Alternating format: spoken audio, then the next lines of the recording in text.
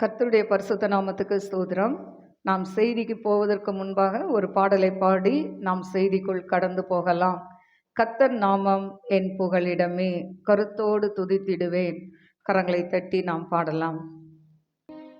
கர்த்தர் நாமம் என் புகலிடமே, கருத்தோடு துதித்திடுவே. கர்த்தர் நாமம் என் புகலிடமே, கருத்தோடு துதித்திடுவே. யெகோவா ஈரே, எல்லாமே பார்த்து கொள்வே. யெகோவா ஈரே, எல்லாமே பார்த்து கொள்வே. கலங்கலப்பா நங்க கலங்கலப்பா, கலங்கலப்பா நங்க கலங்கலப்பா. கர்த்தர் நாமம் என் புகலிடமே, கருத்தோடு துதித்திடுவே. கர்த்தர் நாமம் என் புகலிடமே, கருத்தோடு துதித்திடுவே.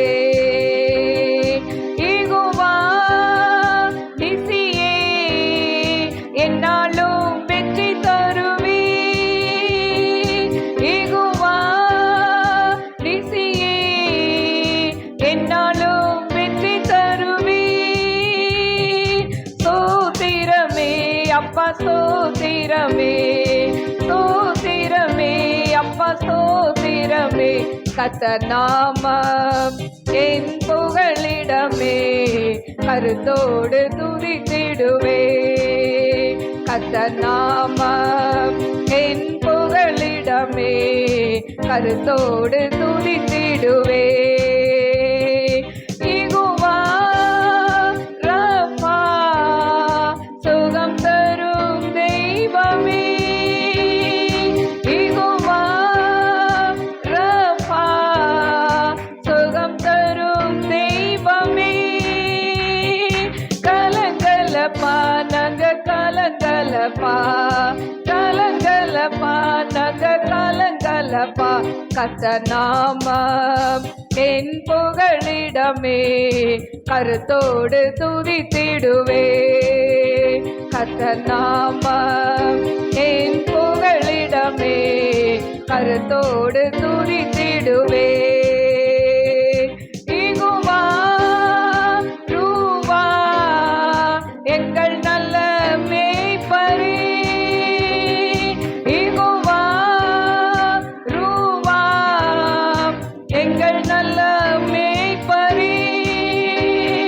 ஸ்தோத்திரமே அப்பா ஸ்தோத்திரமே, ஸ்தோத்திரமே அப்பா ஸ்தோத்திரமே. கர்த்தர் நாமம் என் புகலிடமே, கருத்தோடு துதித்திடுவே.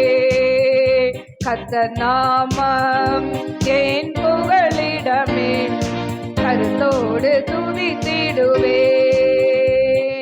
யெகோவா ஷம்மா, கூடவே இருக்கிறீர். சொல்வோமா?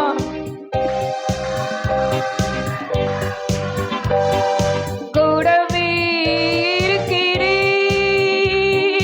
கலங்கலப்பா நங்க கலங்கலப்பா, கலங்கலப்பா நங்க கலங்கலப்பா.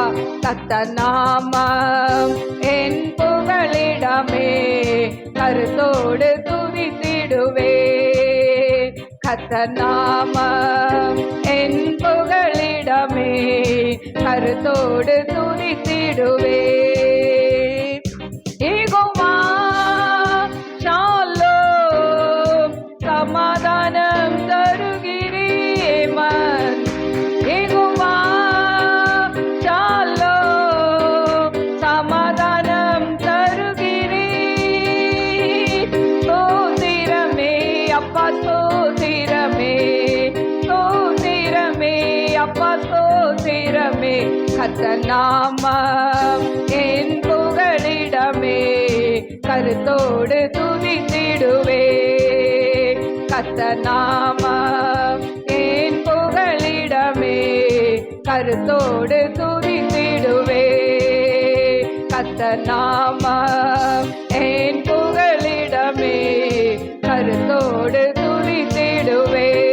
கரங்களை தட்டி ஆண்டவரை மகிமைப்படுத்துவோமா? ரிபா ரபா ரிபா ரபா ஷாபா ரபா ரிபா ரபா ஓரி கரபல பரபல பரபா தீரபா கரபல பரபா கரபா. அப்பா ஏகோவா ரப்பா, சுகம் தரும் தெய்வமே, எங்க மத்தியில நீர் இருக்கிறபடினால ஸ்தோத்திரம் ஆண்டவரே. ஏகோவா ஈரே, எல்லாம் பார்த்து கொள்வீரே ஆண்டவரே. ரியோதோலை கஷல் பிஹோதரை மலஹதரை ரிக்கந்தரால ரிக்கரபல பரபா கரபா ஓரி விக்கரபல பரபா கரபா தூரபா கரபா. ஆவியானவரே உமக்கு நன்றி அப்பா. இதை யூடியூப் மூலம் பார்க்கிற ஒவ்வொரு பிள்ளைகள் மீது ஒரு அக்கினி இறங்கட்டும் ஆண்டவரே. என்ன பலவீனத்தோடு இருந்தாலும் ஆண்டவரே, சுகவீனத்தோடு இருந்தாலும் உம்முடைய வல்லமை கடந்து செல்லட்டும் ஆண்டவரே. வீடுகள்ல வல்லமை கடந்து செல்லட்டும் ஆண்டவரே. பிள்ளைகள் மேல உம்முடைய வல்லமை கடந்து செல்லட்டும் ஆண்டவரே. உம்முடைய சுகமாக்கு வல்லமை கடந்து செல்லட்டும் ஆண்டவரே. படுத்த படுக்கையா இருக்கிறவருடைய படுக்கை மாறட்டும் ஆண்டவரே. சமாதானம் இல்லாம வாழ்க்கையில என்ன செய்வதென்று போராடி கொண்டு இருக்கிற ஆண்டவரே, சாவை விரும்பி சாவு கூட எனக்கு வரலையேன்னு சொல்லி கலங்கி கொண்டிருக்கிற பிள்ளைகளை கண்ணோக்கி பாருங்கப்பா. ருபிதரை கன்ஷல் பிஹோதனாய் ரிக்கம் தியாரவோலானி மீக்கரபா ஊரபா. உன் கண்ணீருக்கு பதில் கொடுக்கிற தேவனா, நான் உன் மத்தியில் இறங்கி வந்திருக்கிறேன். பி ரோதரை கன்ஷல் பிஹோதனாய் கரபா. நீ அந்தரங்கத்தில் ஜெபிக்கிற உன் ஜெபங்களுக்கு தானே நான் வெளிரங்கமாய் பதில் கொடுக்கிறேன். நிச்சயமாய் முடிவு உண்டு. உன் நம்பிக்கை வீண் போகாது மகளே, சோர்ந்து போகாது. ரீபா லக்காரா தீனமா கரபா. எந்த பக்கத்துல திரும்பினாலும் நான் நெருக்கப்படுகிறேனே என்று சொல்லி கலங்கி வந்திருக்கிறாயா? ரியா ஷபோலா ரபி கரபா. வாழ்க்கையில் அடுத்த அடி என்ன செய்வது என்று சொல்லி கலங்கி வந்திருக்கிறாயா? கர்த்தருடைய இருதயத்தின் அங்கலாய்ப்பை பார்க்கிறா. உரபா கரபா தீனபா. நீ அந்தரங்கத்தில் வடிக்கிற கண்ணீரை பார்க்கிறா. ரூபி காஷா தீபி ஹோதனாய் கரபா. உன் கண்ணீருக்கு பதில் உண்டு மகளே. ரியோஜோமே கம் ரிபி ஹோதனாய் ரிக்கம் தரால ரபி கரபா. அப்பா, நம்முடைய பிள்ளைகள் ஆவிக்குரிய வாழ்க்கையில ஜெபிக்க முடியாதபடி, துதிக்க முடியாதபடி, ஆண்டவரே வேதத்தை வாசிக்க முடியாதபடி கட்டி வைத்திருக்கிற எல்லா மாந்திரிக கட்டுகளையும் உடைக்கிறேனே சுவர் நாமத்து மூலம். ஆண்டவரே, ஒவ்வொரு குடும்பங்களுக்கு விரோதமாய் செயல்படுகிற மாந்திரிக வல்லமைகள், ஏவல் ஆவிகள் ஆண்டவரே அக்கினியால எரித்து போடுங்க ஏசப்பா. ரிபா லபா ரபா ரிபா ரபா. இன்று கண்ட எகிப்தை நீ காண்பதில்லைன்னு சொன்னீங்களேப்பா. நம்முடைய பிள்ளைகளுடைய வாழ்க்கையில் அற்புதத்தை செய்யுங்க டாடி. நாமத்தை மகிமைப்படுத்துங்கப்பா. அடிமை சிலுவை நிழலுக்குள் மறைத்து கொண்டு நீங்க பேசுங்க டாடி.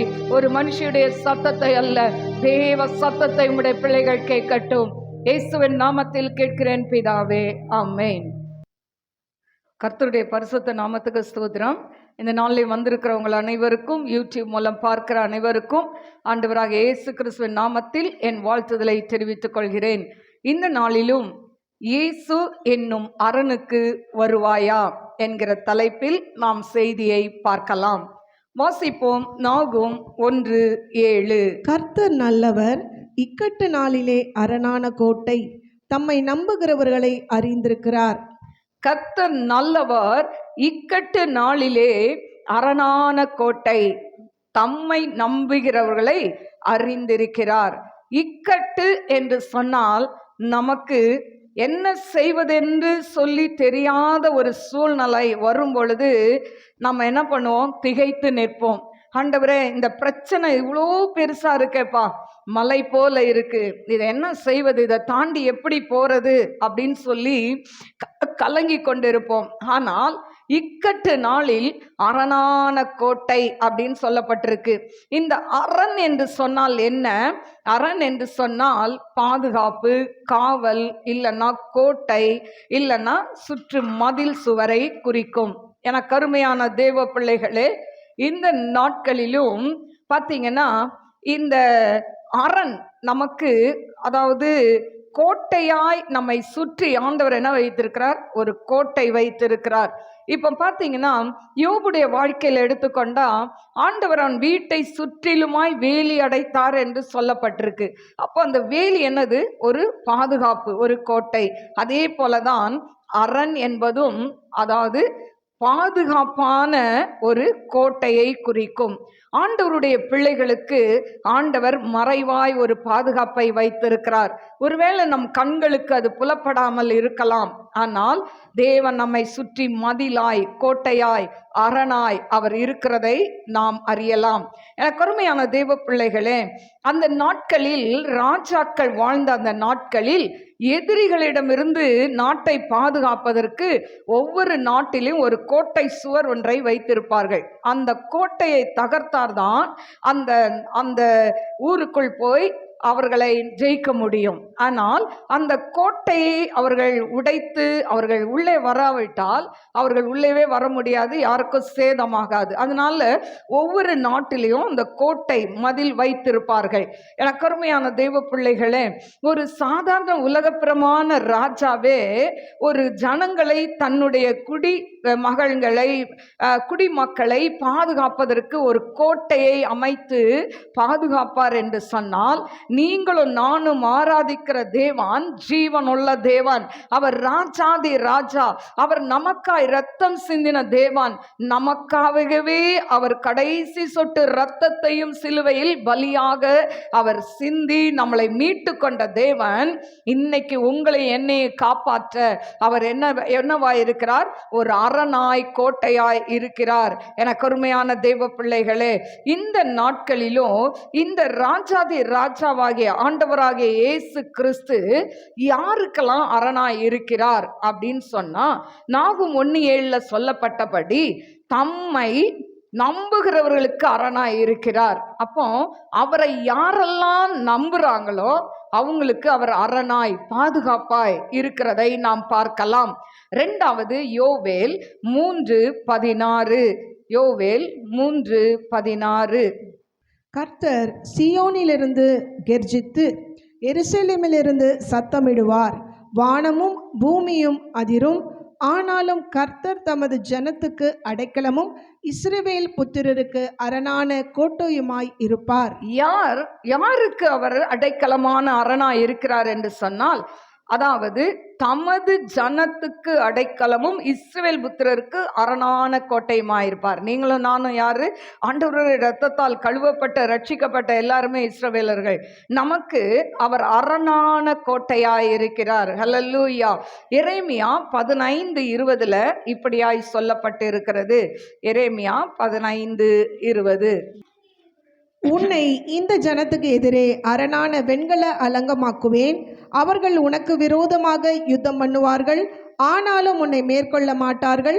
உன்னை ரட்சிப்பதற்காகவும் உன்னை தப்புவிப்பதற்காகவும் நான் உன்னுடனே இருக்கிறேன் என்று கர்த்தர் சொல்லுகிறார். பாருங்க, உன்னை இந்த ஜனத்துக்கு எதிரே அரணான வெண்கலமாக்குவேன். ஹல்லேலூயா. இன்னைக்கு ஏன் நம்மளை அரணான வெண்கலமாக்குகிறார் அப்படின்னு சொன்னா, எதிரிகளிடமிருந்து நம்மை பாதுகாப்பதற்காக தேவன் உங்களையும் என்னையும் அரணான வெண்கல அலங்கமாக்குவேன் சொல்றாரு. யாருக்கு பாதுகாப்பு உண்டு?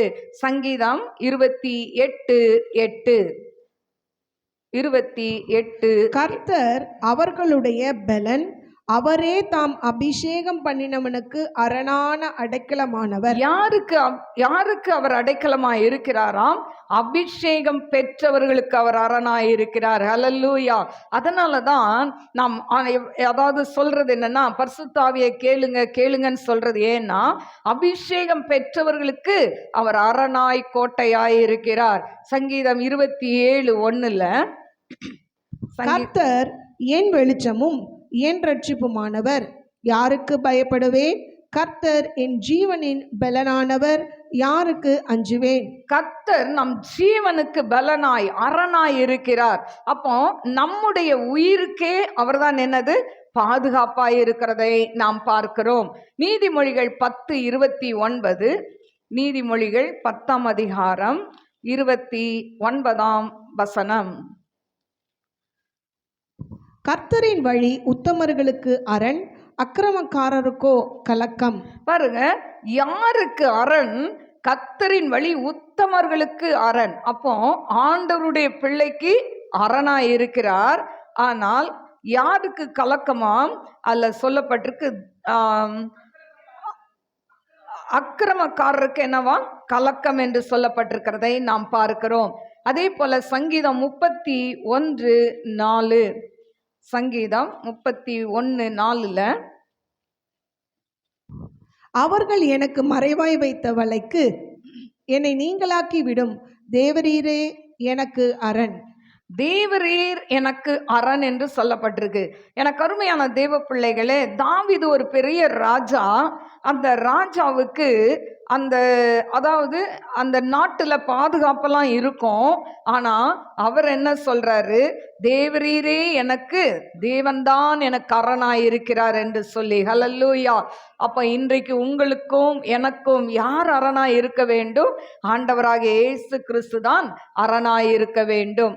இன்று நம்ம யாரை எதை அரணாக நினைக்கிறோம் அப்படின்னு சொன்னா, சங்கீதம் 127:1-2, சங்கீதம் 127:1-2 நம் வீட்டை அரணாக நினைக்கிறோமா? அதாவது நம்ம வீட்டுக்குள்ள இருக்கிறோம், இந்த வீடு நமக்கு பாதுகாப்பு அப்படின்னு நினைக்கிறோம். ஆனா இந்த வீடு கூட பாதுகாப்பு கிடையாது. ஏன் தெரியுமா? இந்த வீடு ஒரு அதாவது ஒரு நிலநடுக்கம் வந்துச்சுன்னு வச்சுக்கோங்களேன், அப்போ எவ்வளோ பெரிய மாடி கட்டடங்கள் கூட சரிந்து விழுகிறதை பார்க்கிறோம்.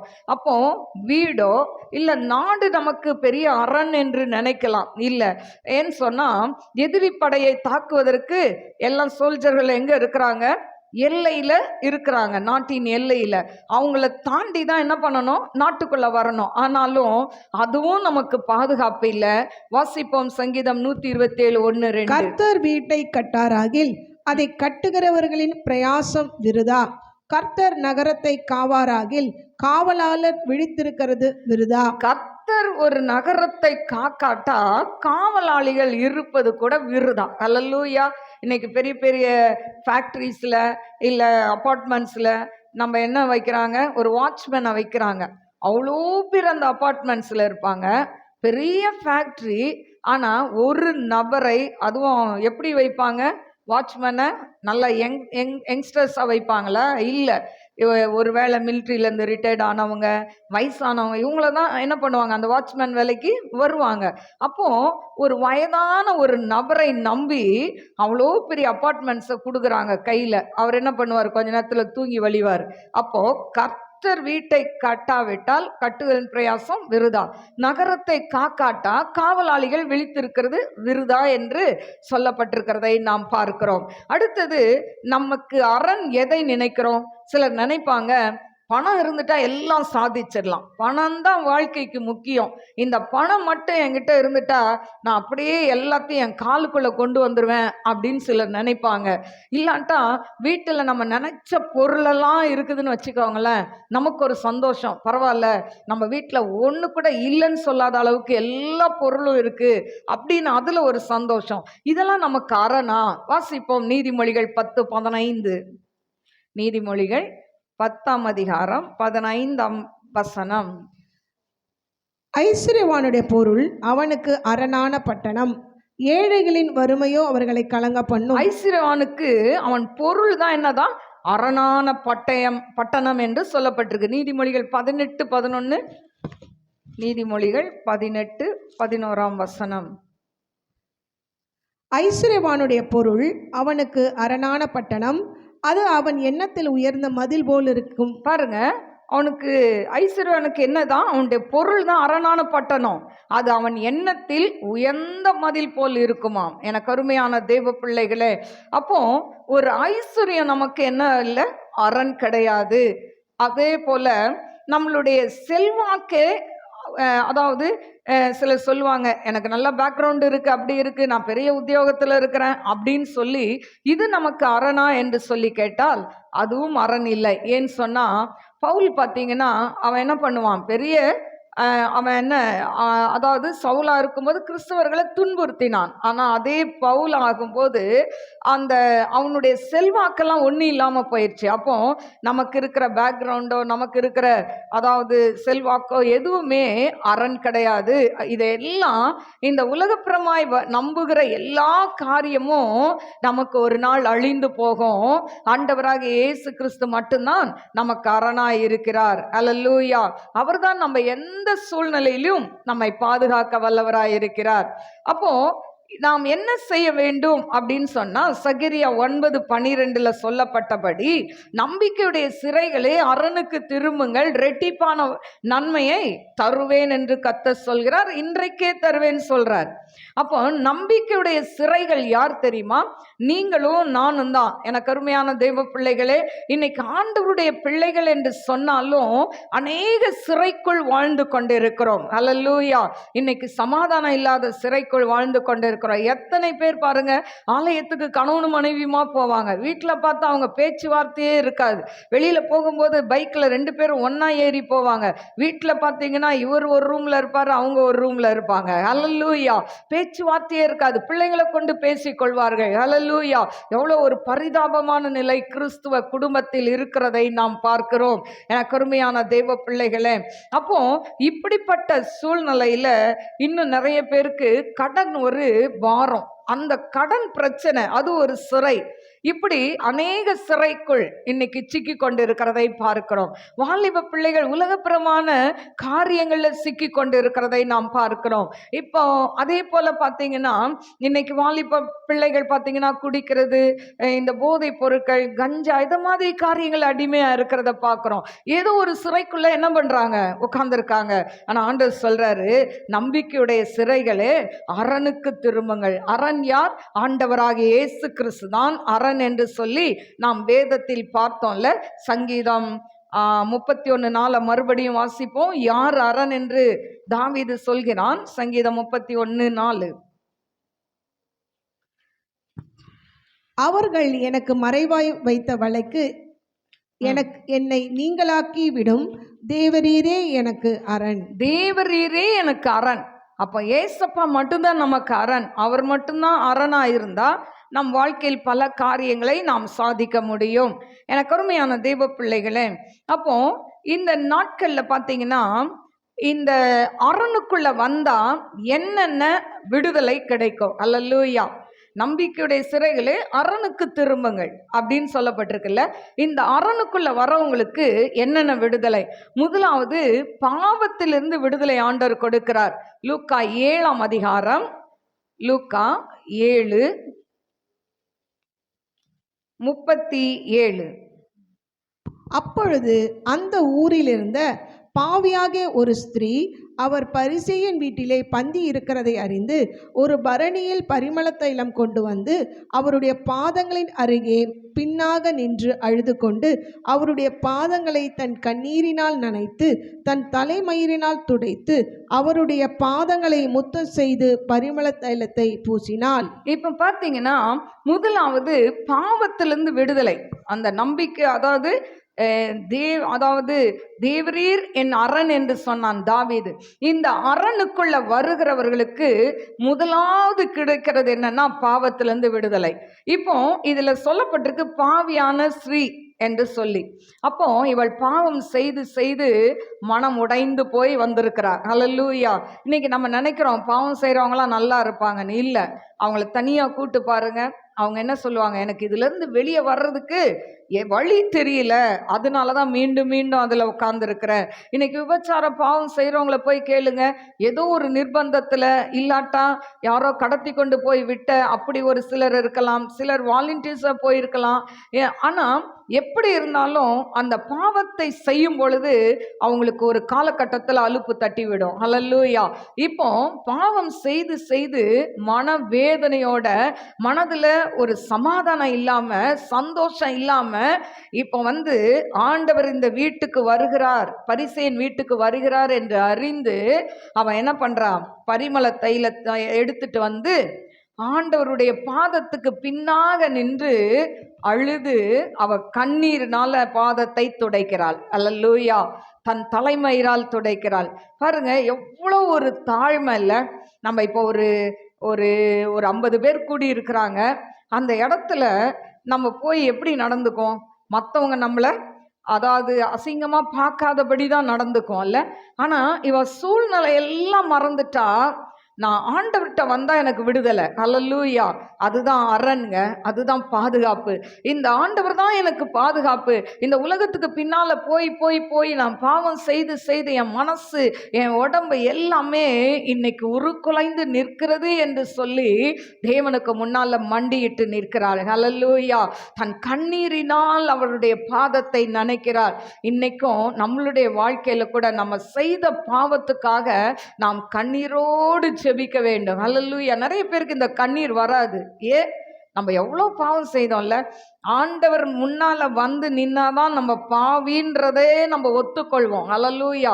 உலகப்புறமா இருக்கும்போது, உலகத்துல வாழ்ந்து கொண்டு இருக்கும்போது யார்கிட்டயாவது கேட்டு பாருங்க, நீங்களாம் பாவம் செஞ்சீங்களான்னா, இல்லையே நான் என்ன பாவம் செஞ்சேன், நான் எல்லாருக்கும் நல்லது தானே செய்கிறேன் அப்படின்னு தான் சொல்லுவாங்க. ஆனால் என்னைக்கு இந்த அரணாகிய இயேசு கிறிஸ்துவுக்கு முன்பாக மண்டியிட்டு நிற்கிறோமோ அன்னைக்கு தான் தெரியும், ஐயோ நான் பெரிய பாவி என்று சொல்லி. இவன் வந்து அழுகிறான். அழுது தன் தலைமயிரால் துடைக்கிறாள், பாதங்களை முத்தம் செய்து கொண்டே இருக்கிறாள். 3 காரியம். கண்ணீரால நனைக்கிறா பாதத்தை. 2வது தன் தலைமயிர். நான் அடிக்கடி சொல்லுவேன், பெண்களுக்கு தலைமுடி மேன்மை இல்லை. யாரா இருந்தாலும் வயசானவங்கனாலும் அந்த தலைமுடி கொட்டுதுன்னா யாராவது கவலைப்படாமல் இருக்கீங்களா? இல்லைல்ல. ஐயோ தலைமுடியெல்லாம் போயிடுச்சு, எனக்கு எவ்வளோ நீளமாக இருந்தது இப்போ இவ்வளோண்டு ஆயிடுச்சு சொல்கிறோமா இல்லையா? அப்போ அந்த மேன்மையெல்லாம் ஆண்டவருக்கென்று அர்ப்பணித்து அந்த தலைமுடியை வைத்து பாதத்தை துடைக்கிறாள். அது மட்டுமல்ல, இப்படி அவள் செய்து கொண்டிருக்கும் போது ஒருத்தன் பார்க்கறான். அந்த வீட்டுக்கு அழைத்த பரிசேயன் பார்க்கறான். பார்த்து, இவர் பெரிய தீர்க்கதரிசியாச்சே, தன்னை தொடர்றது யாருன்னு தெரியாதா, இவ பாவியான ஸ்ரீ அப்படின்னு சொல்லி பரியாசம் பண்ணுகிறதை பார்க்கிறோம். எனக்கு அருமையான தெய்வ பிள்ளைகளே, நம்ம பாவத்தில் இருக்கும்போது, பாவத்திலிருந்து வெளியே வந்து ஆண்டவரை நோக்கி கடந்து வரும்போது இந்த உலகம் நம்மை பரியாசம் பண்ணும், சொந்தம் நம்மை பரியாசம் பண்ணும், உங்கள் நண்பர்கள் உங்களை பரியாசம் பண்ணுவார்கள். ஹல்லேலூயா. எல்லாரும் பரியாசம் தான் பண்ணுவாங்க. என்ன பைபிளை தூக்கிட்டு ஓடுற, நீ என்ன பெரிய ஆளா, நீ பெரிய அதாவது பரிசுத்தமானா, செய்கிறதெல்லாம் செஞ்சுட்டு பைபிளை தூக்கிட்டு போறிய அப்படிலாம் நம்மளை கிண்டல் பண்ணுவாங்க. ஆனால் அதையெல்லாம் நம்ம காது கொடுத்து கேட்கக்கூடாது. கேட்டால் ஆண்டவருக்கு பின்னால் வரவே முடியாது. இந்த ஸ்ரீ வந்து இவன் பேசுகிறதெல்லாம் காது கொடுத்து கேட்கல. அவளுக்கு ஒரே இது, என் பாவம் மன்னிக்கப்பட வேண்டும். தேவ சமூகத்தில் பாதத்தில் விழுந்து கிடக்கிறான். அப்போ தான் ஆண்டவர் சொல்கிறார், சீமோனே, அதாவது சீமோனே, உனக்கு நான் ஒரு காரியம் சொல்ல வேண்டும் என்றார். அதற்கு அவன், போதகரே சொல்லும் என்றான். அப்பொழுது அவர், ஒருவனிடத்தில் 2 பேர் கடன்பட்டிருந்தார்கள். ஒருவன் 500 வெள்ளிக்காசு, மற்றவன் 50 வெள்ளிக்காசும் கொடுக்க வேண்டியதா இருந்தது. இப்போ அவர் சொல்றாரு, ஒரு எஜமான் இருந்தான், 2 பேர் கடன் வாங்குறாங்க. ஒருத்தனுக்கு 50 வெள்ளிக்காசு, ஒருத்தனுக்கு 500 வெள்ளிக்காசு. 2 பேரையும் கொடுக்காதன்னு மன்னிச்சு விட்டுட்டான். ஆனா யார் அதிகமாய் அன்பு கூறுவார்னு சொன்னா 500 வெள்ளிக்காசை மன்னிச்சவன் தான்.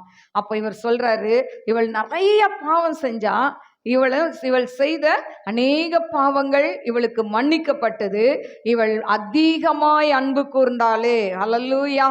இன்னைக்கு கூட நீங்க ஓடி வந்திருக்கிறீங்க. ஏன் ஓடி வந்திருக்கிறீங்க இந்த வெயில்ல? ஆண்டவரை அதிகமாய் அன்பு கூறுகிறதுனால். ஹல்லேலூயா. நமக்கு எத்தனையோ வேலைகள் இருக்கலாம், வீட்டில் எத்தனையோ பிரச்சனைகள் இருக்கலாம்.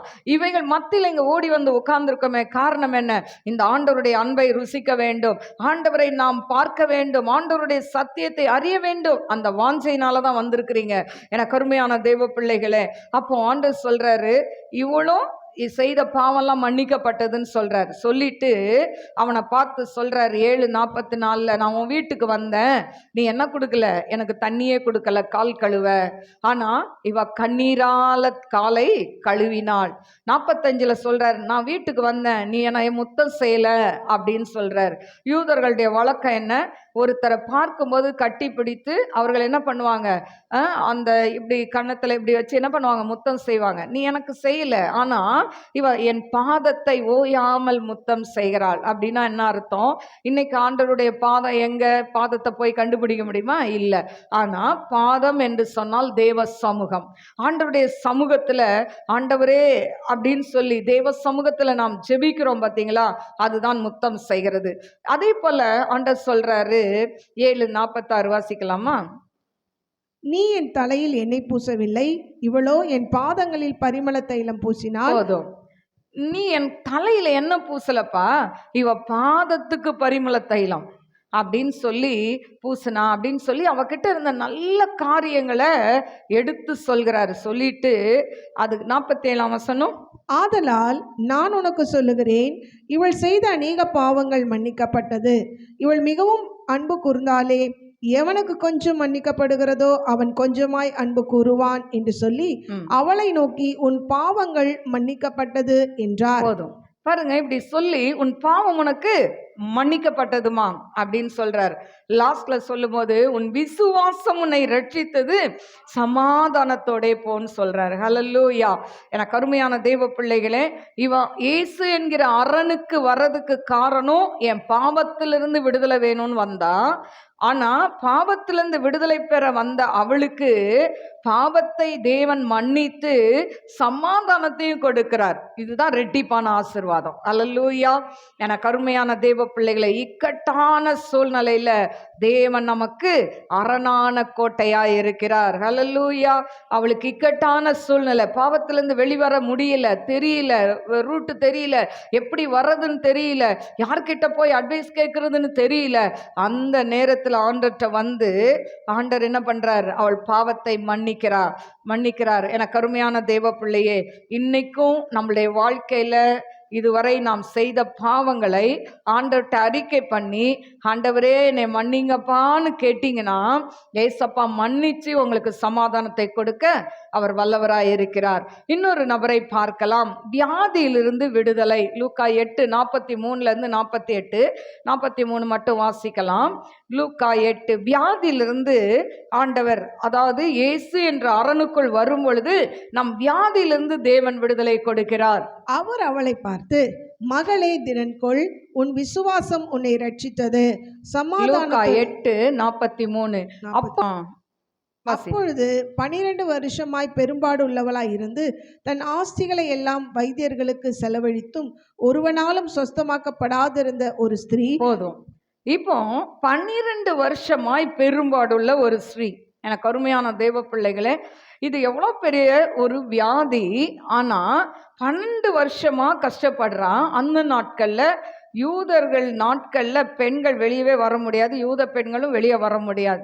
அப்படிப்பட்ட ஒரு சிச்சுவேஷனில் 12 வருஷமாய் இவள் பெரும்பாடில் கஷ்டப்படுறான்.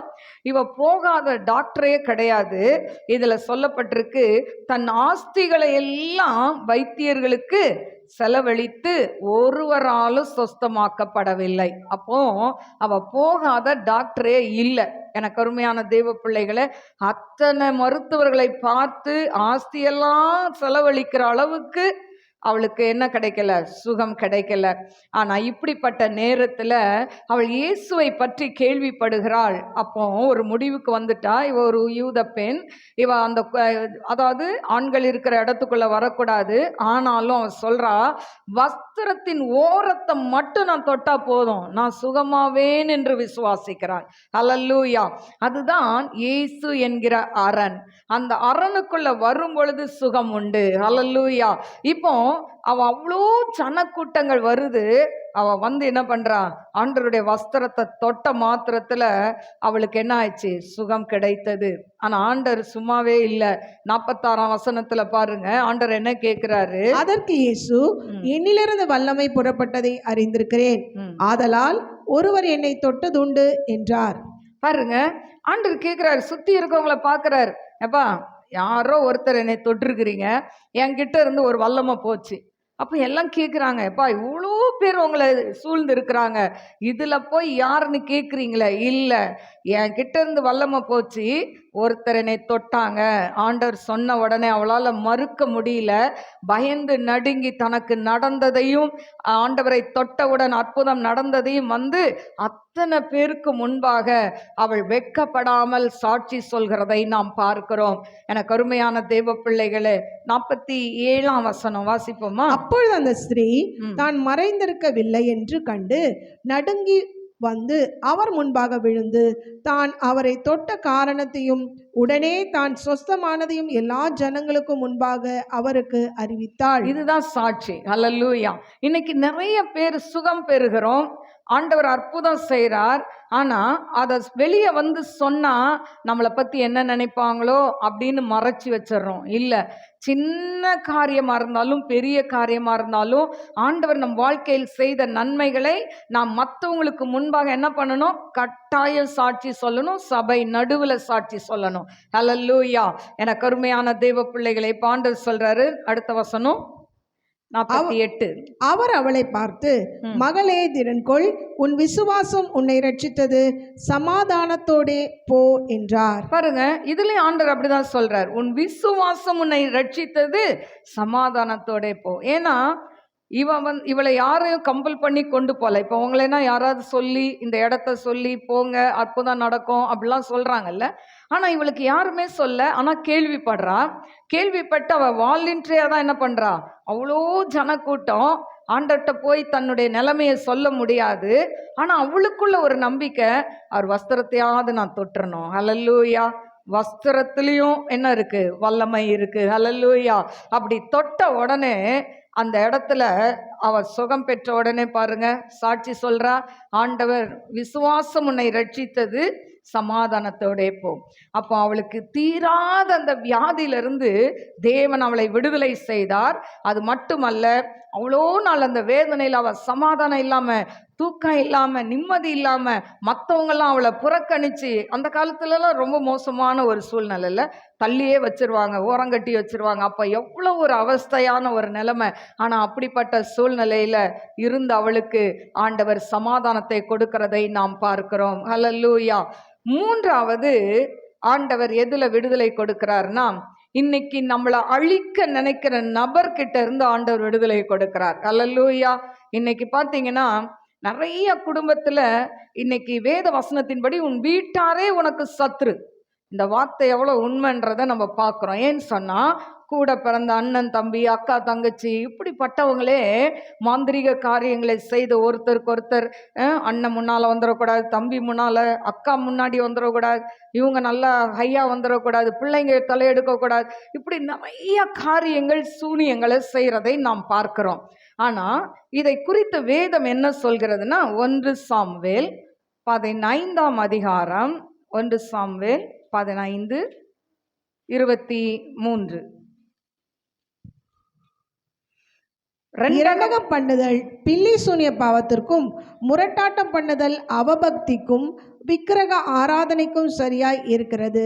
நீர் கர்த்தருடைய வார்த்தையை புறக்கணித்தபடினாலே அவர் உம்மை ராஜாவாய் இராதபடிக்கு புறக்கணித்து தள்ளினார் என்றான். பாருங்க, ரெண்டகம் பண்ணுதல் பில்லி சூனிய பாவத்திற்கும்.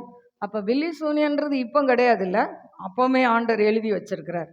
இன்னைக்கு சில பேர்லாம் சொல்கிறாங்க பில்லி சூனியெல்லாம் இல்லை, மாந்திரிகம்லாம் இல்லை, எல்லாம் பைபிளில் தானே அங்கே இருக்குது. அப்போ இரண்டகம் பண்ணுதல், இன்னொரு இதில் பார்த்தா ரெண்டகம் பண்ணுதல்னா, உண்ட வீட்டுக்கே என்ன பண்ணுவாங்க? ரெண்டகம் பண்ணுவாங்க. அதாவது சாப்பிட்ட சாப்பாடு எங்கே சாப்பிட்றாங்களோ அவங்களுக்கு என்ன பண்ணுவாங்க? வினைய வச்சுட்டு துரோகம் வச்சுட்டு போயிடுவாங்க. இப்போ சில பேர் பார்ட்னராக இருப்பாங்க, நல்லா வேலை செய்வாங்க, நல்லா கூட இருந்து முன்னுக்கு வருவாங்க. திடீர்னு பார்த்தீங்கன்னா காசை என்ன பண்ணிடுவாங்க? சுரண்டிட்டு போயிடுவாங்க. நம்பிக்கை துரோகம் பண்ணுவாங்க. நிறைய பேர் இன்னைக்கு நம்பிக்கை துரோகம் பண்ணுகிறவர்கள் தான் நம் மத்தியில் இருக்கிறாங்க. ஆசை காட்டி இதெல்லாம் பண்ணிடலாம், அப்படி பண்ணிடலாம், இப்படி பண்ணிடலான்னுட்டு என்ன பண்ணுவாங்க? கடைசியில் கைவிட்டு கடந்து போயிடுவாங்க.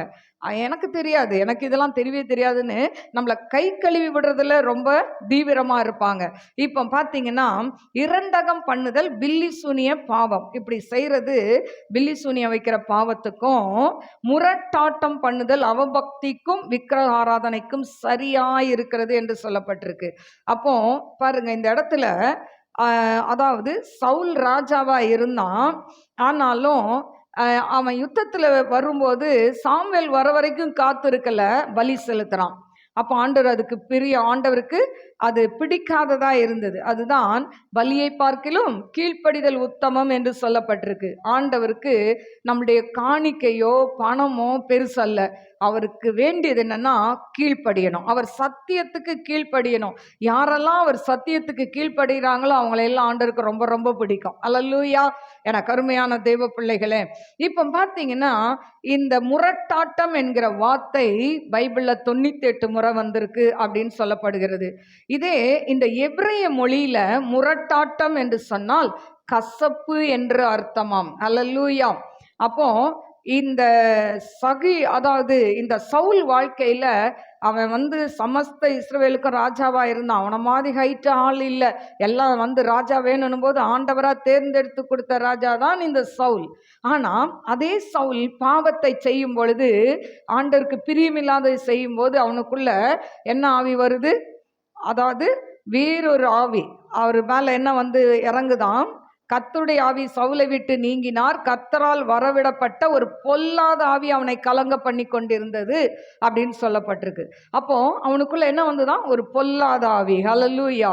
எனக்கு அருமையான தேவ பிள்ளைகளே, அதனால இன்றைக்கு பார்த்தீங்கன்னா இந்த முரட்டாட்டம் இன்னைக்கு நிறைய இடத்துல பார்த்தீங்கன்னா மாந்திரிக காரியங்களை செய்கிறாங்க. இன்னைக்கு உங்களுக்கு விரோதமாய் ஒருவேளை மாந்திரிகம் செய்து உங்கள் குடும்பத்தை அழிக்கணும்னு நினைக்கலாம். நீங்கள் தலையெடுக்க கூடவே கூடாது, உங்கள் பிள்ளைங்க தலையெடுக்க கூடாதுன்னு செய்யலாம், உங்கள் ஜீவனுக்கு விரோதமாய் செய்யலாம். என்ன செஞ்சாலும் ஆண்டவர் உங்களுக்கு அரணாய் இருக்கிறார், கோட்டையாய் இருக்கிறார். ஹல்லேலூயா. அவர் நமக்கு அரணாய் இருக்காவிட்டால் நம் ஜீவன் என்னைக்கோ மண்ணோடு மண்ணாய் மக்கி போயிருக்கும். நீங்களும் நானும் உயிரோடு நிற்பது ஆண்டவருடைய கிருபை. ஹல்லேலூயா, ஹல்லேலூயா. என கருமையான தெய்வ பிள்ளைகளே, இதற்கு உதாரணமாய் அப்போஸ்தலர் 9ஆம் அதிகாரம் 1 வசனம் வாசிங்க. அப்போஸ்தலர் 9:1. பவுல் என்பவன் இன்னும் கர்த்தருடைய சீஷரை பயமுறுத்தி கொலை செய்யும்படி சீரி பிரதான ஆசாரியரிடத்திற்கு போய், இந்த மார்க்கத்தாராகிய புருஷரையாகிலும் ஸ்திரீகளையாகிலும் தான் கண்டுபிடித்தால் அவர்களை கட்டி எருசலேமுக்கு கொண்டு வரும்படி தமஸ்குவில் உள்ள ஜெப ஆலயங்களுக்கு நிருபங்களை கேட்டு வாங்கினான். அவன் நியாயப்பிரமாணமாய் போய் தமஸ்குவுக்கு சமீபித்த போது சடுதியிலே வானத்திலிருந்து ஒரு ஒளி அவனை சுற்றி பிரகாசித்தது. அவன் தரையிலே விழுந்தான். அப்பொழுது சவுலே, சவுலே, நீ என்னை ஏன் துன்பப்படுத்துகிறாய் என்று தன்னுடனே சொல்லுகிற ஒரு சத்தத்தை கேட்டான். போதும். எனக்கு அருமையான தேவ பிள்ளைகளை, இங்க சவுலை பத்தி சொல்லி இருக்கிறதை பார்க்கிறோம். இந்த சவுல் பார்த்தீங்கன்னா கிறிஸ்தவர்களெல்லாம் அடித்து துன்புறுத்தி கொண்டு இருந்த ஒரு நபர். இவன் பார்த்தீங்கன்னா இந்த மார்க்கத்தை எப்படியாவது ஒழிச்சு கட்டணும் அப்படின்னு சொல்லி அவன் என்ன பண்றான்? ஒரு நிருபத்தை வாங்கி கொண்டு போறான். எருசலேமுக்கு கொண்டு வரும்படி தமஸ்கில் உள்ள ஜெபாலயங்களுக்கு நிருபங்களை கேட்டு வாங்குறான். இந்த நிருபத்தெல்லாம் வாங்கிட்டு அவன் தமஸ்கு வீதியில் வரும்போது வானத்திலேருந்து சடுதியாய் ஒரு ஒளி வருது. அந்த ஒளி பட்ட உடனே இவன் கண் குருடாயிருது. கண் குருடானோடனே அவன் அப்படியே தரையில் விழுந்து விடுகிறான். அப்போ ஒரு சத்தம் கேட்குது, சவுலே, நீ என்னை ஏன் துன்பப்படுத்துகிறாய் என்று தன்னுடனே சொல்கிற ஒரு சத்தத்தை கேட்டான். எனக்கு அருமையான தேவ பிள்ளைகளே, பாருங்க, இந்த சவுல் அன்னைக்கு தன் வாழ்க்கை தேவனுக்கு ஒப்பு கொடுத்தான். அவன் சொல்றான், ஆண்டவரே, நான் என்ன செய்ய சித்தமா இருக்கிறீர் அப்படின்னு சொல்லி கேட்கும்போது ஆண்டவர் அவனுக்கு அந்த கண்ணில் இருந்த மீன் செதில் மாதிரி உன்னை, அதாவது அனேனியா தீர்க்கதரிசி ஜெபிக்கும் பொழுது அந்த கண்ணில் இருந்த செதில் மாதிரி இருந்த அந்த இது விழுந்து அவன் கண் பார்வை அடைகிறான். அது மட்டுமல்ல, தாமதமின்றி ஆலயங்களில் பிரசங்கித்தான் என்று சொல்லப்பட்டிருக்கிறது. அவனை ஒரு ஊழியக்காரனாய் கர்த்தர் எடுத்து பயன்படுத்துகிறார். இன்னைக்கு உங்களுக்கு விரோதமாய் எத்தனை மாந்திரிகம் பண்ணலாம், எத்தனை மந்திரவாதிகள் காரியம் செய்யலாம். ஆனாலும் ஆண்டவர் நினைச்சா சடுதியில் அவங்கள தொட்டு என்ன பண்ணலாம்? ஊழியக்காரனாய் ஊழியக்காரியாய் மாற்ற முடியும். கர்த்தர் அப்படி செய்ய வல்லவராய் இருக்கிறார். ஆனால் இப்படிப்பட்ட நபர்கள்கிட்ட இருந்து தேவன் நம்ம எப்படி அவர் அரணாய் இருந்து பாதுகாக்கிறார், கோட்டையாய் இருந்து பாதுகாக்கிறார். யோசித்து பாருங்க, நம்ம வாழ்க்கையில எத்தனை பிரச்சனை, எத்தனை போராட்டம், ஆனாலும் தேவன் நம்ம என்ன பண்ணிக்கிட்டார்? கண்ணின் மணி போல காத்து கொண்டார். ஹல்லேலூயா. கிட்டத்தட்ட மார்ச் 3ஆவது வாரத்தில் நான் சர்ச்சுக்கு போயிட்டு வரும்போது ஆலயத்துக்குள்ளே தலகுப்புற கீழே விழுந்தேன். நடந்துக்கிட்டே நானும் என் மருமகளும் பேசிக்கிட்டே வந்தோம். ஒரு சின்ன சிமெண்ட் பாகு தான் கீழே இருந்தது. ஆனால் ஸ்லிப்பர் தடுக்கி கீழே விழுந்தேன். விழுந்ததில் அப்படியே நான் முகம் குப்புற விழுந்து, ஆனால் கண்ணாடி கூட கிராச் ஆச்சு. என் மேலே ஒரு சிறு அடி, வெளியே தெரியாத ஒரு சிறு அடி கூட கிடையாது, இரத்த காயம் கிடையாது. ஆனால் தேவன் அவ்வளவு கிருபையாய் என்னை தூக்கி எடுத்தார். ஹல்லேலூயா, ஹல்லேலூயா. கையில் மட்டும்தான் லேசாக அந்த இது கிழிஞ்சிருக்கு, அந்த தசைன்னு நாங்களே தவிர ஆனா எலும்புகள் முறிக்கப்படவில்லை. ஹல்லேலூயா. எனக்கு அருமையான தேவ பிள்ளைகளை, நான் விழுந்த வேகம், விழுந்த அந்த அந்த சூழ்நிலை, எங்க அனிதா ஒரு ஆள் தான் பார்த்தா. அவ கத்துனா, அவ கத்தி எல்லாரும் சூழ்ந்துகிட்டாங்க. ஆனா விழுந்ததுக்கு ஒண்ணுமே தெரியல, ஒரு அடி கூட தெரியல. விழுந்த வேகத்துல எழுந்து உட்காந்து எழுந்து வந்துட்டேன், நடந்தே வந்தேன். கர்த்தர் எவ்வளவு நல்லவர், அவர் எனக்கு பாதுகாப்பாய் அரணாய் இருக்கிறார். ஹல்லேலூயா. நமக்கு எத்தனை ஆபத்துக்கள் வந்தாலும் தேவன் நமக்கு அரணாய் இருக்கிறார். கடந்த ஒரு வாரமாகவே தேவன் எனக்கு அரண் அரண் என்று சொல்லி ஒரு வார்த்தை மட்டும் கொடுத்து இந்த பிரசங்கத்தை எடுக்க வைத்தார். ஹல்லேலூயா. நேற்று நைட்டு கூட நான் படுக்கும்போது, தூங்கி எழும்பும் போதே அந்த அரண் என்கிற அந்த வார்த்தை மட்டும் சத்தத்தை கேட்டு எழுந்தேன். ஹல்லேலூயா. அதனால தான் இன்றைக்கு உட்கார்ந்து அரண் என்று சொன்னால் என்ன அப்படின்னு சொல்லி இன்னைக்கு தியானித்து இந்த வசனத்தை உங்களுக்கு கொண்டு வந்திருக்கிறேன். ஹல்லேலூயா. இது எனக்கு மாத்திரமல்ல, உங்களுக்கும் தேவன் அரணாய் பாதுகாப்பாய் கோட்டையாய் அவர் இருக்கிறார். ஹல்லேலூயா. அடுத்து ஒன்று சொல்லி நான் முடிச்சிடுறேன். ஊழியர்களுக்கு தேவன் அரணாய் இருக்கிறார். ஊழியக்காரங்களுக்கு மட்டுமல்ல, விசுவாசிகளுக்கும் அரணாய் இருக்கிறார். 2 ராஜாக்கள் 6ஆம் அதிகாரம், 2 ராஜாக்கள் 6ஆம் அதிகாரம் 11ஆம் வசனம். இந்த காரியத்தின் நிமித்தம் சீரிய ராஜாவின் இருதயம் குழம்பி அவன் தன் ஊழியக்காரரை அழைத்து, நம்முடையவர்களில் இஸ்ரவேலின் ராஜாவுக்கு உளவாளியாய் இருக்கிறவன் யார் என்று நீங்கள் எனக்கு அறிவிக்க மாட்டீர்களா என்று கேட்டான். அப்பொழுது அவன் ஊழியக்காரரில் ஒருவன், அப்படி இல்லை, என் ஆண்டவனாகிய ராஜாவே, நீர் உம்முடைய பள்ளி அறையிலே பேசுகிற வார்த்தைகளையும் இஸ்ரவேலில் இருக்கிற தீர்க்கதரிசியாகிய எலிசா இஸ்ரவேலின் ராஜாவுக்கு அறிவிப்பான் என்றான். இப்போ பார்த்தீங்கன்னா, சீரிய ராஜாவுக்கு ஒரு குழப்பம். ஏன்னா அவங்க என்னென்ன திட்டம் எடுகிறார்களோ, இப்போ இஸ்ரவேலுக்கு எதிராக படையெடுத்து வரணும் அப்படின்னு சொன்னா, அதுக்குள்ள இந்த எலிசா என்ன பண்ணுவாரு, இப்படி இந்த சீரியா ராஜா வராரு, இந்த இடத்துல வராரு, நீ இங்க கொண்டு போய் ஆட்களை வை அப்படிலாம் சொல்லி கொடுத்துருவாரு. ஸோ அதனால இவங்க எத்தனை தடவை திட்டம் போட்டாலும் இந்த ராஜாவை, இஸ்ரவேல் ராஜாக்கு எதிராக படையெடுத்து வர முடியல. அப்போ அவனுக்குள்ளே ஒரு குழப்பம். அவங்க கிட்ட இருக்கிற ஆட்களோடு பேசுறான், என்னதான் நடக்குது, இங்கே யாராவது உளவாளிங்க இருக்கிறீங்களா, எதிரி நாட்டில் போய் சொல்றீங்களா, எப்படி நம்ம வர்றது அவனுங்களுக்கு தெரியுது அப்படின்னு கேட்கும்போது அதில் ஒருத்தன் சொல்றான், அதை ராஜாவை பார்த்து, நீர் உம்முடைய பள்ளி அறையிலே பேசுகிற வார்த்தைகளையும் இஸ்ரவேலில் இருக்கிற தீர்க்கதரிசியாகிய எலிசா இஸ்ரவேலின் ராஜாவுக்கு அறிவிப்பான். பள்ளி அறை அப்பனா நீ பெட்ரூம்ல என்ன பேசுறியோ அதை கூட என்ன பண்ணிடுவான், அவன் சொல்லிடுவான், ஒரு தீர்க்கதரிசி இருக்கிறான் அப்படின்னு சொல்றாங்க. இப்போ சொன்ன உடனே இவங்கெல்லாம் என்ன பண்றாங்க, இந்த முதலாவது ராஜாவை தாக்காம இந்த எலிசாக்கு விரோதமா என்ன பண்றாங்க, எல்லா குதிரை படை, இராணுவ படை இதெல்லாம் அனுப்புறாங்க. இப்படி அனுப்பும்போது இந்த எலிசா பார்த்தீங்கன்னா பெரிய ஒரு அரண்மனை கட்டி, ஒரு கோட்டை கட்டிலாம் உட்கார்ந்து இல்லை, அவர் ஒரு மலை மேல உட்கார்ந்து இருக்கிறார். அப்போ இந்த மலையை சுத்தி வளைச்சிக்கிட்டாங்க. இப்போ அந்த மலையை சுத்தி என்ன இருக்கு, குதிரை, ரதங்கள், இராணுவம் எல்லாம் இருக்குது. இப்போ பார்த்தீங்கன்னா 14ஆம் வசனமும் 15 வாசிமா. அப்பொழுது அவன் நான் மனுஷரை அனுப்பி அவனை பிடிக்கும்படி நீங்கள் போய் அவன் எங்கே இருக்கிறார். அவன் அங்கே குதிரைகளையும் ரதங்களையும் 14 அப்பொழுது அவன் அங்கே குதிரைகளையும் ரதங்களையும் பலத்த இராணுவத்தையும் அனுப்பினான். அவர்கள் ராக்காலத்திலே வந்து பட்டணத்தை வளைந்து கொண்டார்கள். தேவனுடைய மனுஷனின் வேலைக்காரன் அதிகாலமே எழுந்து வெளியே புறப்படுகையில், இதோ இராணுவமும் குதிரைகளும் ரதங்களும் பட்டணங்களை சுற்றி கொண்டிருக்க கண்டான். அப்பொழுது வேலைக்காரன் அவனை நோக்கி, ஐயோ என் ஆண்டவனே, என்ன செய்வோம் என்றான். பாருங்க, இப்போ எல்லாம் அவங்க இருக்கிற அந்த மலை, அந்த எலிசா இருக்கிற மலையை சுற்றி இராணுவம், குதிரை வீரர்கள் எல்லாரும் வளைந்து கொண்டார்கள், சுத்து போட்டுட்டாங்க. இப்போ இந்த எலிசாவும் இந்த வேலைக்காரனும் இருக்கிறாங்க. வேலைக்காரன் வெளியில போறதுக்கு அதிகாலமே எழுந்து போகும்போது இதையெல்லாம் பார்த்துட்டு எலிசா கிட்ட சொல்றான், ஐயோ இவங்க எல்லாரும் நம்மளெல்லாம் சூழ்ந்துக்கிட்டாங்க, ராஜா கிட்ட போகாம என்ன செய்யறது, நம்ம மோசம் போனோம் அப்படின்னு சொல்லி கதறும் போது இந்த எலிசா சொல்றார், பயப்படாத அப்படின்னு சொல்லிட்டு அவர் சொல்றாரு, ஆண்டவரே இவன் கண்ணை திறங்கப்பான்னு சொல்லி ஜெபம் பண்றார். ஜெபம் பண்ண உடனே அவன் கண்ணை திறந்து பார்க்கறான்.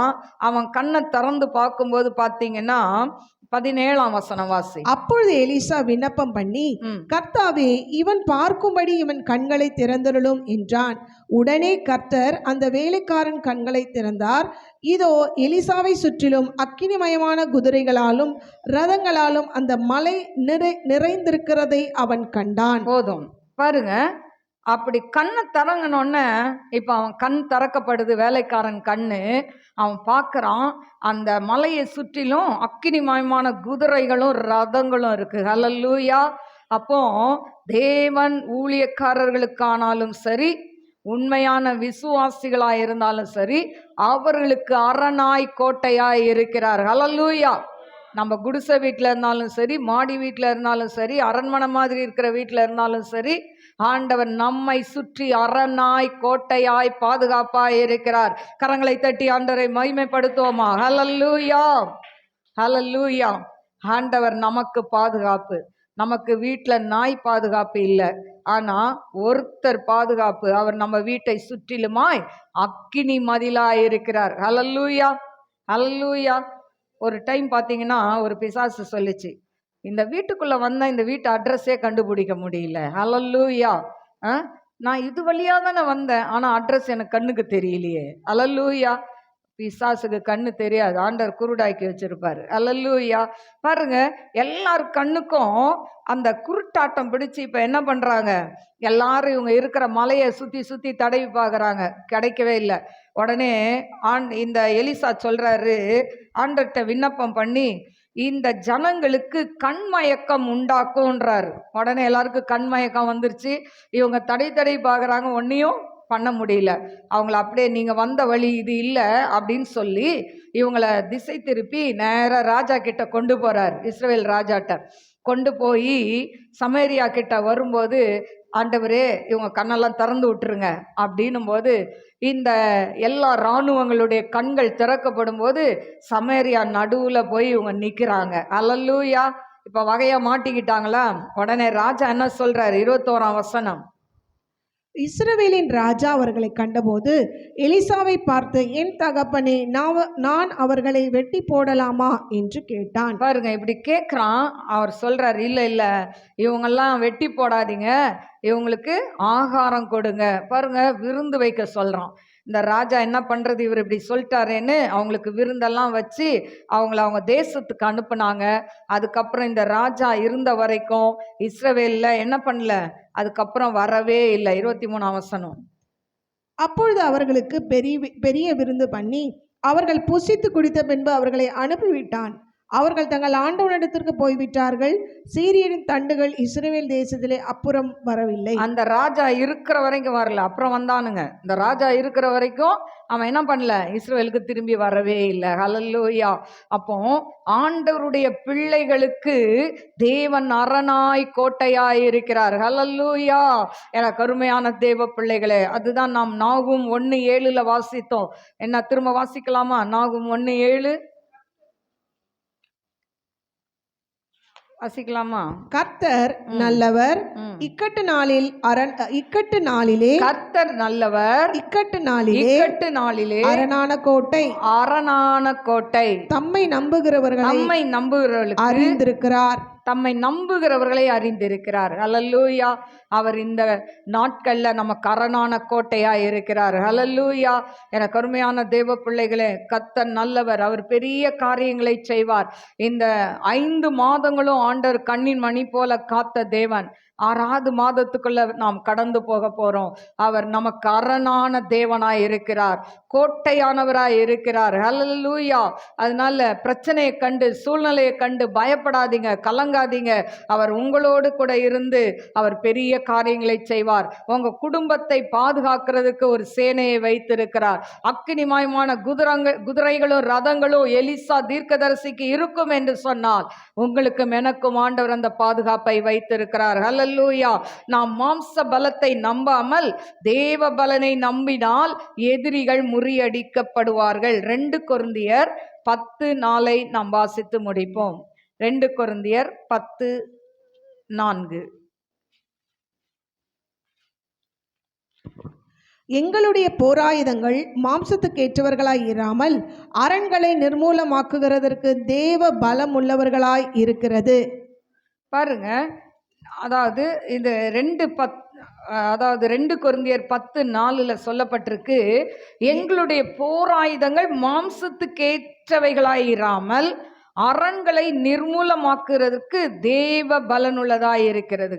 அப்போ அரண்களை, எதிரிகளுடைய அரண்களை முறியடிக்கிறதற்கு நமக்கு மாம்ச பலன் வேண்டாம், ஆவிக்குரிய பலன், தேவ பலனை நாம் பெற்றுக்கொள்ள வேண்டும். அல்லேலூயா.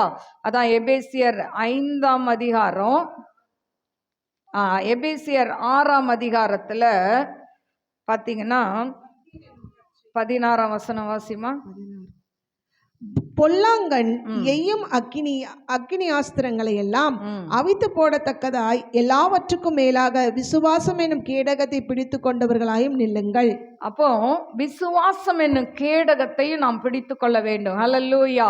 இன்னைக்கு நம்ம வாழ்க்கையில தேவன் நமக்கு அரணாய் இருக்க வேண்டும் என்று சொன்னால், கோட்டையாய் இருக்க வேண்டும் என்று சொன்னால், நாம் விசுவாசிக்கிறவர்களாய் இருக்க வேண்டும். கர்த்தர் நம் விசுவாசத்தின்படியே நம்மை ஆசீர்வதிக்க வல்லவராய் இருக்கிறார். கண்களை மூடி நாம் ஜெபிப்போம். ஸ்தோத்திரிக்கிற ஆண்டவரே, மகா பரிசுத்தமுள்ள நல்ல தகப்பனே, நன்றியோடு ஸ்தோத்திரிக்கிற ராஜா, மகிமையின் தேவனே, உமக்கு ஸ்தோத்திரிக்கிற இயேசு என்னும் அரணுக்குள் வருவாயா என்கிற தலைப்பில் இன்னைக்கு வேத வசனத்தை நாங்கள் தியானித்தோம். ஆண்டவரே ஏசப்பா, நீங்க கிருபையா இறங்கி அற்புதத்தை செய்யுங்க ஆண்டவரே. அப்பா, நன்றியோடு ஸ்தோத்திரிக்கிற ராஜா, ஆண்டவரே இந்த கத்தாவே ஆண்டவரே 5 மாதங்களும் கண்ணின் மணி போல காத்து 6வது மாதத்தில் அடியெடுத்து வைக்கிற நம்முடைய பிள்ளைகளை பிதா குமாரன் பரிசுத்தாவின் நாமத்தினால நான் வாழ்த்தி ஜெபிக்கிறேன்ப்பா. ஆண்டவரே உமக்கு ஸ்தோத்திரிக்கிறேன், துதிக்கிறேன். அப்பா, இந்த ஜூன் மாதம் பிள்ளைகளுக்கு ஆசீர்வாதமான மாதமாய் இருக்க வேண்டும் ஆண்டவரே. எத்தனையோ பிள்ளைகளுக்கு ஃபீஸ் கட்டுற தேவை இருக்கு அப்பா. அப்பா, பிள்ளைகளை ஸ்கூல்ல சேர்க்க வேண்டிய தேவைகள் இருக்கப்பா. ஆண்டவரே, பிள்ளைகளுக்கு சரியான குரூப் கிடைக்கணுமே சுவாமி, சரியான காலேஜ் கிடைக்கணுமே சுவாமி. ஆண்டவரே உமக்கு ஸ்தோத்திரிக்கிறேன்ப்பா. பிள்ளைகளுக்கு பிஇல நீட் எக்ஸாம்ல ஆண்டவரே அப்பா, ஜே எக்ஸாம் ஆண்டவரே, இப்படி அநேக எக்ஸாம் எழுதுறதுல பிள்ளைகள் நினைத்த மார்க்குகளை ஸ்கோர் பண்ண கிருபை கொடுங்க ஆண்டவரே. அப்பா, உமக்கு ஸ்தோத்திரிக்கிற துதிக்கிற ஆண்டவரே. அப்பா, இந்த ஜூன் மாதம் ஆண்டவரே உம்முடைய பிள்ளைகளுக்கு ஒரு போராட்டமான மாதமாய் இருந்தாலும் ஏசப்பா ஆண்டவரே, நீர் சொல்லி இருக்கிறீர், நீர் அரணா இருக்கிறேன், கோட்டையா இருக்கிறேன் என்று சொல்லி இருக்கிறீரே அப்பா. ஆண்டவரே உமக்கு ஸ்தோத்திரிக்கிற துதிக்கிறேன்ப்பா. ஆண்டவரே உமக்கு நன்றி சொல்லி துதிக்கிறேன். ஒவ்வொரு பிள்ளைகளுக்கும் நீர் அரணா இருந்து ஆண்டவரே, கோட்டையா இருந்து ஆண்டவரே உம்முடைய பிள்ளைகளை பாதுகாத்து கொள்ள வேண்டுமாறு ஜெபிக்கிறேன் அப்பா. உம்முடைய பிள்ளைகள் விரும்புகிற பாடங்களை எடுக்கவோ, விரும்புகிற காலேஜில் சேரவோ அப்பா, நீர் வழிவாசலை திறந்து கொடுங்கப்பா. ஃபீஸ் கட்ட முடியாம எத்தனையோ பேர் கஷ்டப்படுறாங்கப்பா. ஆண்டவரே அப்பா, தகப்பனே, டொனேஷன் கொடுத்து சேர்த்துருவாங்க. இல்லாத பிள்ளைகள் இன்னைக்கு அப்பா, என் பிள்ளைங்களை படிக்க வைக்க முடியலையே, வசதி இல்லையேன்னு கலங்கி கொண்டு இருக்கிற பிள்ளைகளுக்கு நீர் அரணா இருக்க வேண்டுமாறு ஜெபிக்கிற, நீர் கோட்டையா இருக்க வேண்டுமாறு ஜெபிக்கிற. உம்முடைய பிள்ளைகளுடைய விசுவாசத்தை பார்க்கிற தேவா, அவங்களுடைய விசுவாசத்தை விருத்தி அடைய செய்வீராக டாடி. அவங்களுடைய தேவைகளை சந்திப்பீராக ஆண்டவரே. அப்பா, இந்த ஜூன் மாதத்தில் அப்பா பிள்ளைகளுடைய தேவைகள் அதிகமா இருக்குமே. இந்த தேவைகள் ஒவ்வொன்றையும் சந்திங்கப்பா. யூடியூப்ல பார்த்து கொண்டிருக்கிற பிள்ளைகள் கலங்கி கொண்டு என்ன செய்வது என்று, பணத்துக்கு எங்கே போவது என்று அப்பா லட்சக்கணக்கில் கேட்கிறாங்களே, நான் என்ன செய்வேன் என்று சொல்லி அங்கலாய்த்து இருக்கிற பிள்ளைகளுக்கு அப்பா, நீங்க வானத்தின் மதகுகளை திறந்து அப்பா இடம் கொள்ளாமற் போக மட்டும் உடைய பிள்ளைகளை ஆசீர்வதிங்க ஏசப்பா. உடைய பிள்ளைகளை ஆசீர்வதிங்க ஏசப்பா. நன்மையான எந்த ஈவும் ஜோதியின் பிதாவினிடத்தில் இறங்கி வருகிறதுன்னு சொன்னீங்களே, நன்மையான ஈவுகள் அப்பா ஜோதியின் பிதாவினிடத்திலிருந்து இறங்கி வரட்டும் அப்பா. பிள்ளைகளுடைய தேவைகள் ஒவ்வொன்றும் சந்திக்கப்படணும் ஆண்டவரே. ஒருத்தரும் அப்பா கஷ்டப்படக்கூடாது ஆண்டவரை. அப்பா, அவங்களுக்கு பண தேவைகளை சந்திங்க ஆண்டவரை. அப்பா, அவங்களுடைய கரத்துல தாழ்த்துக்கிறப்பா.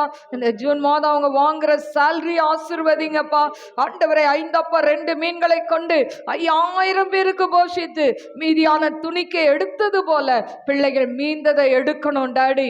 ஆண்டவரே உமக்கு ஸ்தோத்திரிக்கிறப்பா.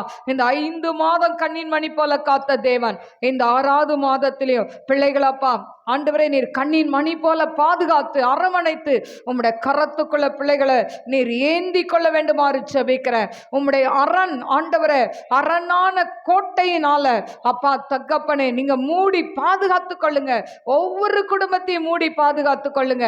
தீங்கு பிள்ளைகளை துக்கப்படுத்த கூடாதப்பா. வீண் விரயங்கள் வரக்கூடாதப்பா. பண விரயங்கள் வரக்கூடாதப்பா. மருத்துவ செலவுகள் வரக்கூடாதப்பா. பிள்ளைகளை இரத்த கோட்டைக்குள்ளாய் மறைத்து கொள்ளுங்கப்பா. வயது சென்றவர்களுக்கு நீங்க நல்ல சுகத்தையும் பலத்தையும் கொடுங்க. பிறந்த குழந்தை முதல் வயதானவர்கள் வரை ஒவ்வொருத்தரையும் ஆசீர்வதிங்க டாடி. நாமத்தை மகிமைப்படுத்துங்கப்பா. வியாபாரம் செய்யற பிள்ளைகளுக்கு கையின் பிரயாசத்தை ஆசீர்வதிங்க. எத்தனையோ பேர் புலம்புகிறார்களேப்பா, வியாபாரமே இல்லைன்னு சொல்லி புலம்புகிறார்களேப்பா. அப்பா அவங்க என்ன வியாபாரம் செய்தாலும் அந்த வியாபாரத்துல விருத்தியை கட்டளை இடுங்க டாடி. நாம மகிமைப்படட்டும். ஆவியானதாமே பெரிய காரியங்களை செய்யும். இயேசுவின் நாமத்தில் கேட்கிறேன் பிதாவே, ஆமென். God bless you. God bless you.